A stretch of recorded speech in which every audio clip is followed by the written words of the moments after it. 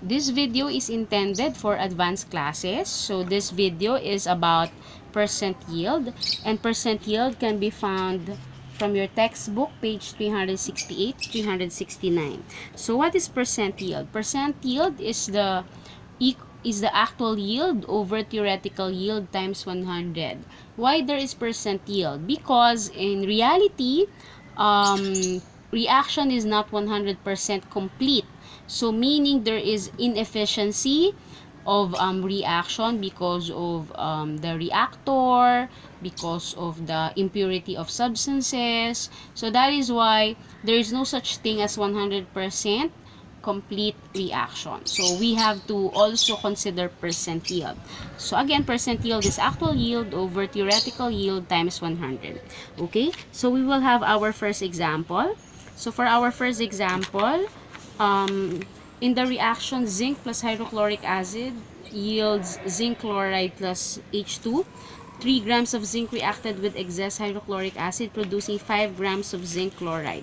Compute for the percent yield of ZnCl2. Alright, so from our problem, we can already identify that the limiting reactant is zinc. So the limiting reactant is 3 grams of zinc because it is explicitly stated that there's an excess hydrochloric acid. Producing 5 grams of zinc chloride also tells us that we have an actual yield of zinc chloride, which is 5.00 grams.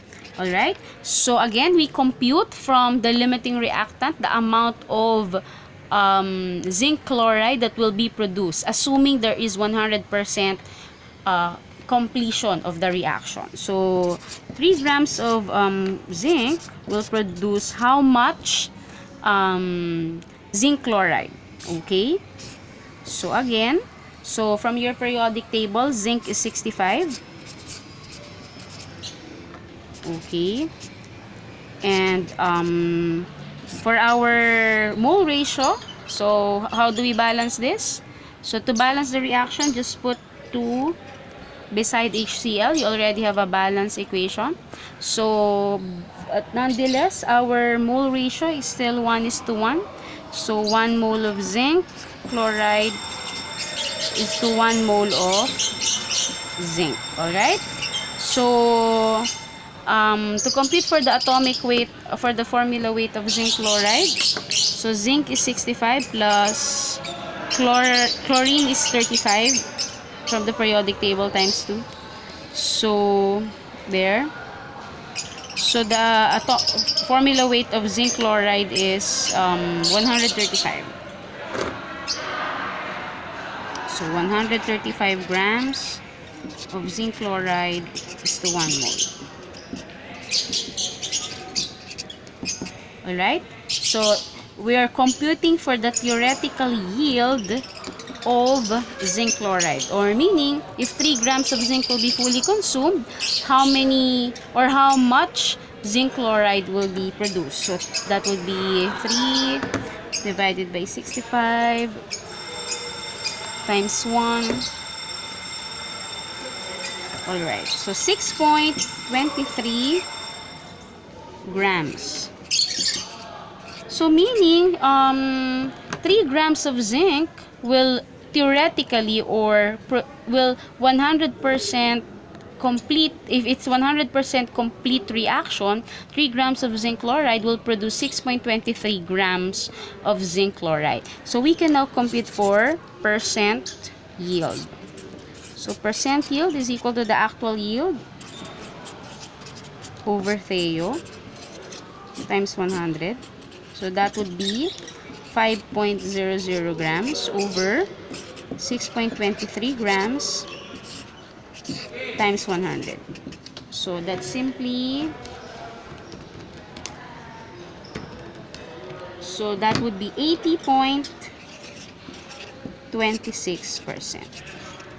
But I have an additional question.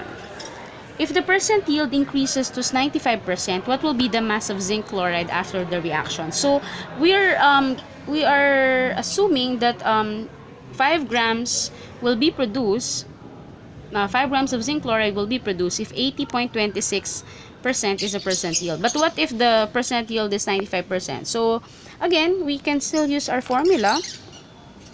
Percent yield equals actual over Theo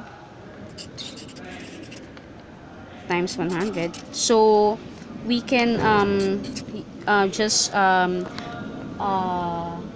use our formula to get the actual yield. So that would be 95 over 100 because it's percent equals, so we're looking for x, which is the actual yield, over the theoretical yield will not change, so it's still 6.23 grams. So we just compute for x.